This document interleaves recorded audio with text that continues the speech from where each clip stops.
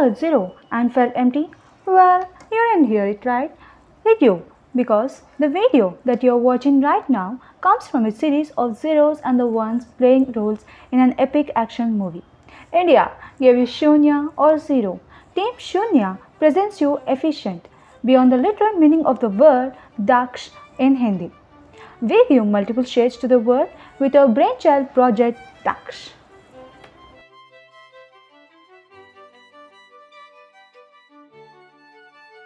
The game is all about where the goal leads to, presenting you the snap of the game. Our site is located in Navi Mumbai, which is the largest planned city in the world. It came up as a satellite city to Mumbai, also known as Bombay. The region falls under the warm and humid climate zone 3A and has the maximum and minimum temperatures of 35 and 15 degrees Celsius respectively. Now let us look at the history and the context of the site. The artist village was developed by Charles Correa for the artisans, as the name suggests, but it had very few takers due to its location. Hence, it was also opened up for the general public. 5 typologies of houses were developed, which were added into a cluster of 7 houses. These clusters were further multiplied throughout the site to form larger clusters of 21 houses each. As you can see, the image on the left shows the original planning, whereas the one on right shows the most recent development. For the project, it was important to know the stakeholders, and hence we conducted a telephonic survey, as a physical survey was impossible due to the pandemic. A few common problems that needed to be addressed were lack of parking spaces, vehicles such as ambulances and fire engines not being able to reach the house in case of emergencies, issues of natural lighting and ventilation of nearby houses due to haphazard development within the site, issues of flooding and waterlogging during the monsoon. With all the background study and a lot of brainstorming, we came up with a conceptual strategy. The initial idea for planning was to redevelop the compact cluster, combating haphazard development and giving the site its lost value back. We catered to this through focus on various key points such as community living, resource sharing in terms of energy generation and utilization, involving the user in the design process through the DIY concept, future provision such as electric car chargers. Due to the cluster level planning of the design, it has a lot of scalabilities. Also, due to the constraint of the site, the design has been kept compact and functional. The site development was done keeping all the above factors in mind. As you can see, this is the water channel that runs through the site. We have arranged all our open spaces around the channel for 2 reasons. 1, to give the channel a good visual access, and 2, to prevent the nearby houses from flooding during monsoon. Each house is kept accessible on at least 2 sides by adding roads all around the cluster. This also takes care of the light and ventilation of the surrounding houses. This is the process of the development of the cluster, starting from a plain site of 38 by 40 meters, then looking at the available volume, addition of courtyards as per traditional Indian housing typologies, catering to the parking requirements and considering the visual access, light and ventilation within the cluster. Within the cluster, we have introduced 3 housing typologies, namely 1 BHK, 2 BHK and 3 BHK, where BHK stands for bedroom, hall and kitchen.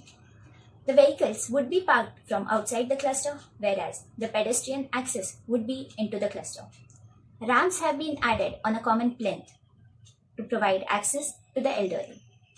This was the process followed for coming up with individual house design, starting with the massing, the addition of function and offsets based on the user survey, addition of slopes and visual access, and then detailing out the materials and the architectural details.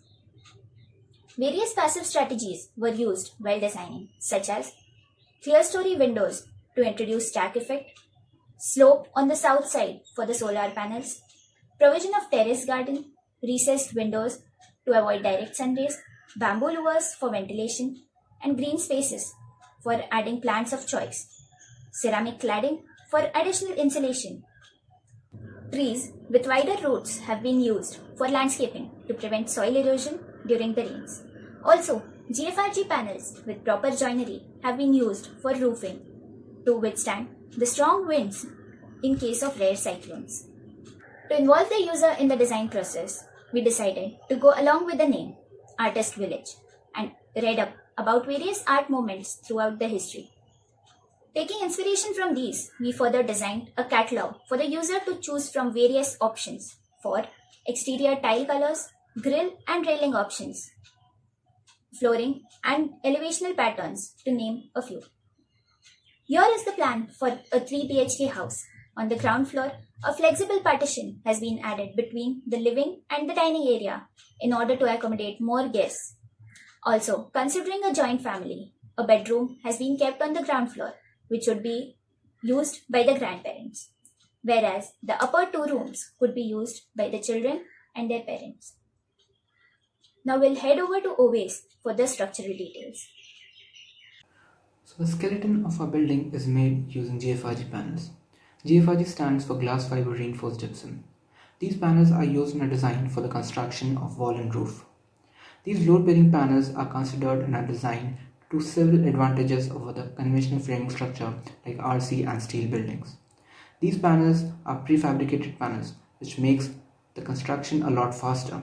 These panels are made from 90% recycled materials like waste gypsum and 10% virgin materials, and they can be recycled after demolition, which makes them an eco-friendly and cheaper option.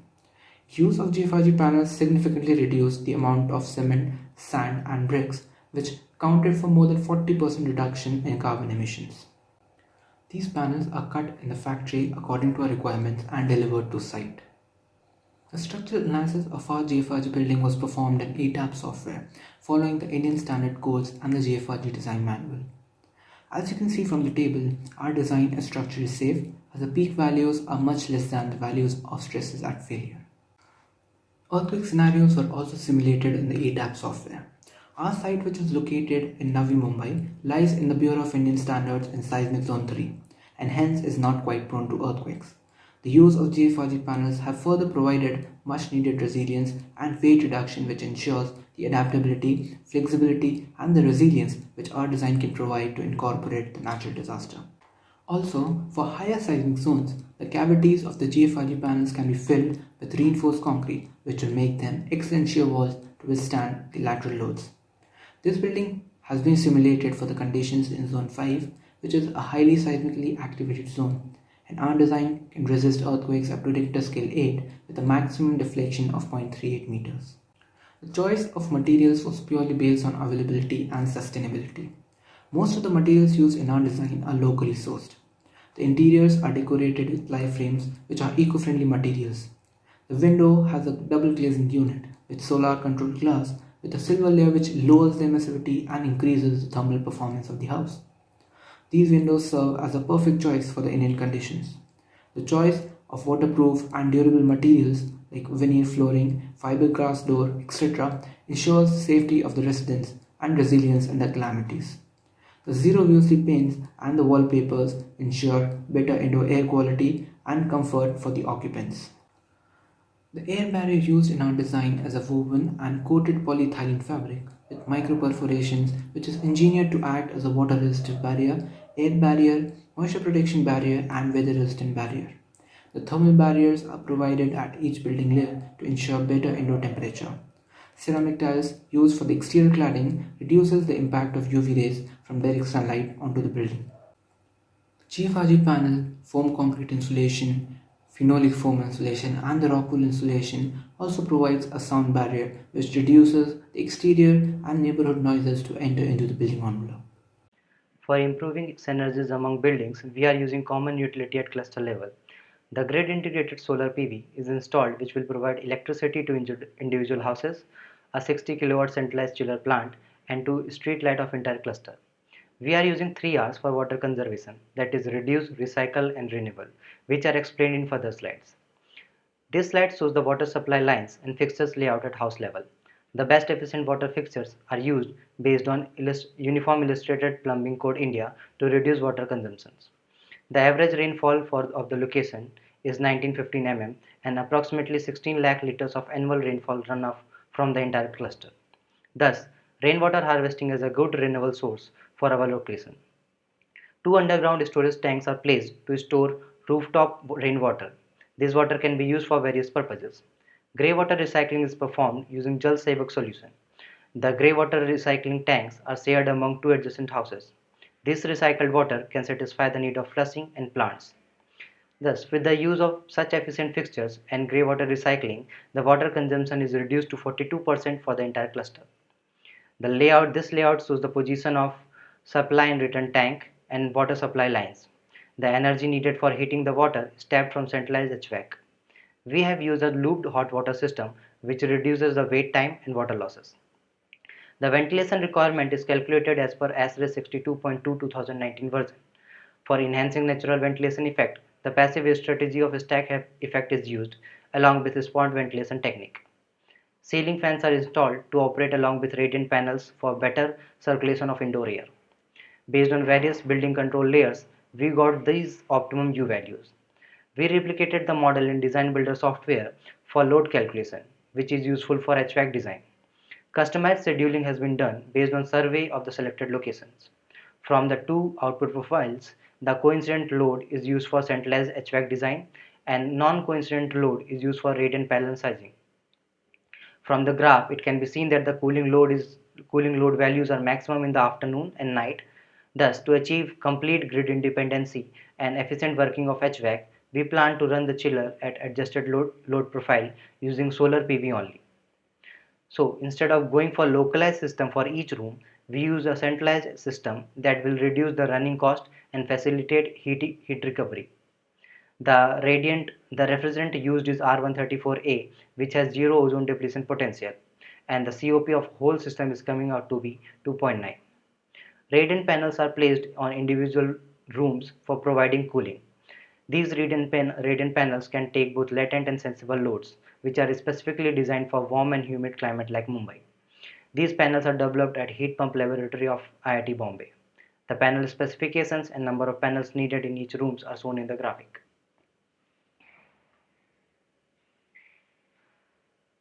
Now let's see energy analysis part by Manikanta. Considering HVAC and appliances energy consumption of the cluster, a load profile is plotted for different seasons of a year. Highest consumption is recorded in summer season and lowest in winter season. This is the hourly load profile for a typical day in the month of May.